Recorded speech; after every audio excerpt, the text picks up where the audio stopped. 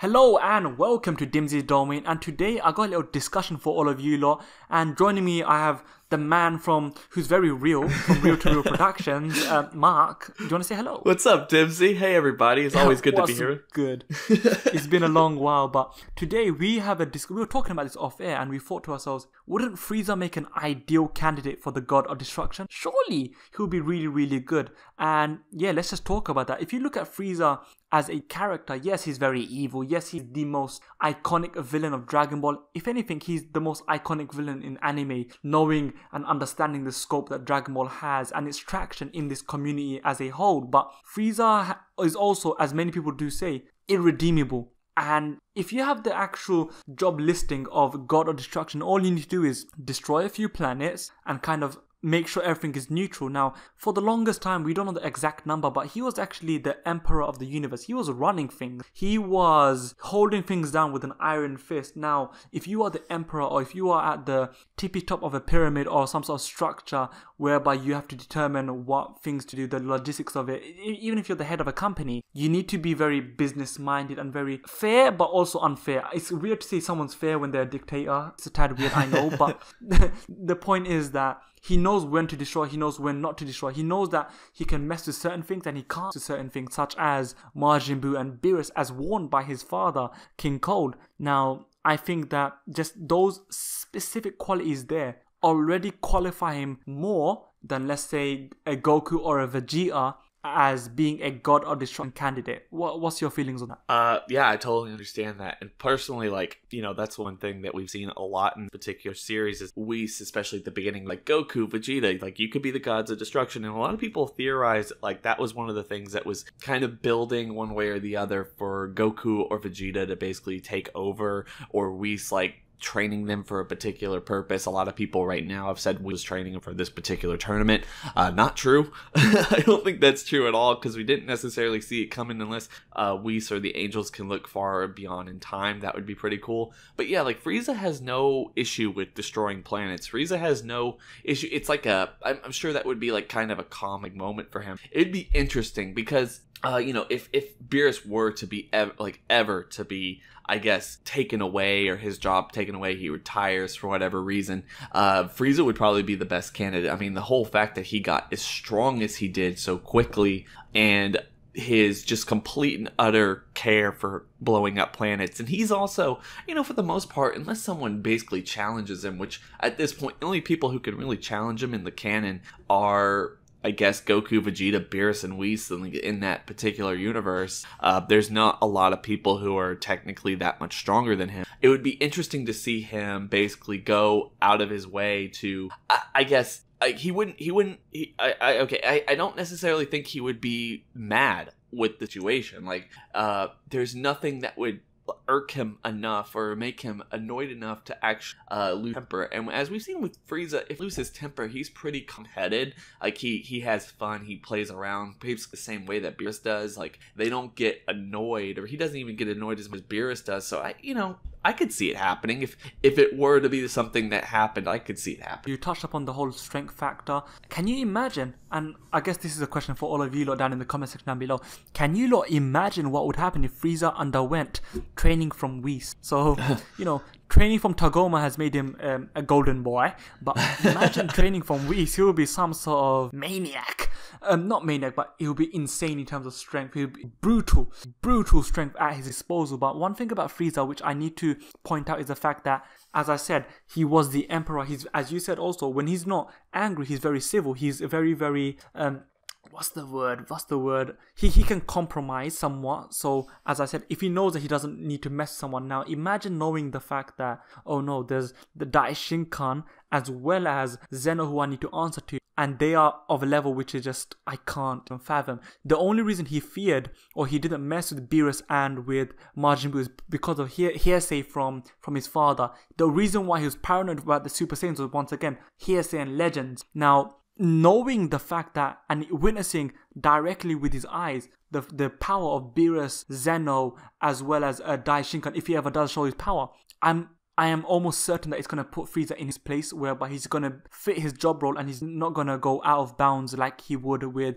when he was the Emperor of the Universe, because he thought to himself, okay, he can do whatever he wants. No one's going to say anything to him unless he happens to cross paths with maybe Beerus or Majin Buu, which is going to be unlikely. Now, even that was just written in for the Resurrection of F movie for the sake of, they weren't thinking about this before, but even if they do put that into his head, it makes sense. Frieza will make an ideal God of Destruction candidate. Now, I said in my video talking about why Frieza returning to compete in the Tournament of Power makes sense. The reason why it makes sense is Frieza is a dictator. He's a tyrannical ruler. And what is one thing about tyrannical rulers? They want to hold on to power. They want to live forever. They want to live for as long as possible. Now, if he has to bow down to Zeno, if he has to follow someone else's orders to further his own life, he will do that. Now, another reason, as you mentioned regarding Whis, now people saying, oh, Whis was always putting into Goku and Vegeta's head, hey, you should be God of Destruction. Whis also, you'd assume, as he is tied to the Hakaishin and the Hakaishin is tied to the Kaioshin,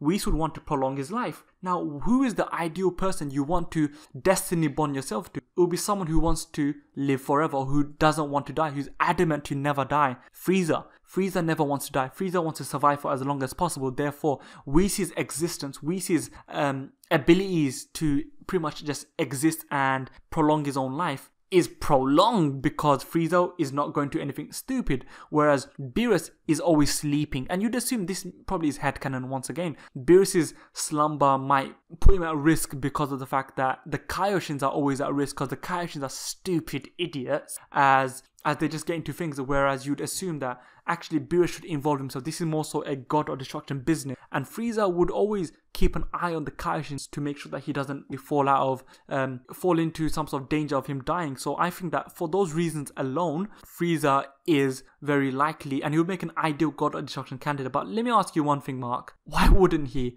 What is the weakness? What would make him the worst possible God of Destruction candidate? So, yeah, I honestly don't really know what would be the worst thing about Frieza in terms of being a God of Destruction. I personally think the worst thing about Frieza would be his, I guess, attitude with all this stuff. I don't necessarily see him as being someone to be a God of Destruction, because he might be evil, and like you said, he's irredeemable. That's the main part about Frieza. Irredeemable. He's the only villain who will never basically change his ways, and that's the scary thing, or that's the thing that I just don't see it working in the long run, that he actually becomes a God of Destruction. Because if he does, regardless of given Goku and Vegeta's relationship, or just that entire group's relationship with Frieza, that's essentially redeeming, because he has to understand, like you said, that there's people above him and people who to keep him in control. And I don't ever see him coming to a realization or giving Goku or Vegeta enough to basically work on that level or work for years the way he does. Because even if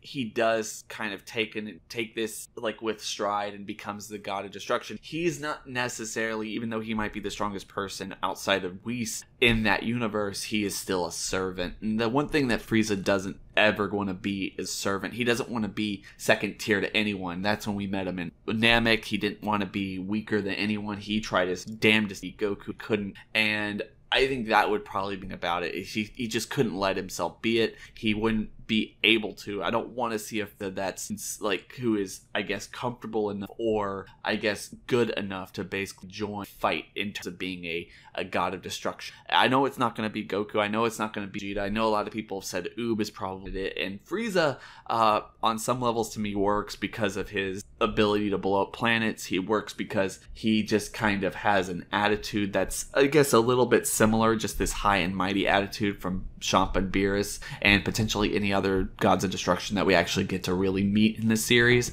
But at the same time, I don't necessarily see it happening because he is so, I guess, one-sided, and he is so evil that you really can't see them working together for any real stretch of the term. I don't see it happening. Yeah, I'll have to echo those thoughts. I agree with the fact that although Frieza has the qualities of a God of Destruction, he has the experience from running an empire, and the fact that he knows what is best for business, he knows what needs to be done. It's just the fact that his innate evil nature is just going to outweigh everything. Even though they never really did specifically state that, okay, the God of Destruction has to be righteous, he has to be good. And it seems like Zeno does not care about those qualities as well, so long as he's having fun. He doesn't give a crap. Even Whis, he doesn't care. He sees people getting murdered and the civilizations getting destroyed and decimated. I think the evil nature of Frieza, who's always going to be plotting and scheming for something else, especially right now, so long as Goku is alive, there is no way Frieza will let him stay alive without bringing some sort of danger to his life. So yes, anyway guys, I'm going to leave it as that. I'm going to ask you to check out Real to Real's channel. Check out his videos. He does theory videos, discussion videos, and here's the cool part. He doesn't just do Dragon Ball. He does other anime, but most importantly, he does movies, TV shows, The Walking Dead. I've been featured in a lot of The Walking Dead videos. So if you guys want a very holistic approach to content creation, whereby anything entertainment is just covered, check him out. Just check it out. You're not gonna regret it. So like, share, and subscribe with your scouter and whatnot. You may now exit Dimsy's domain. Thank you and goodbye.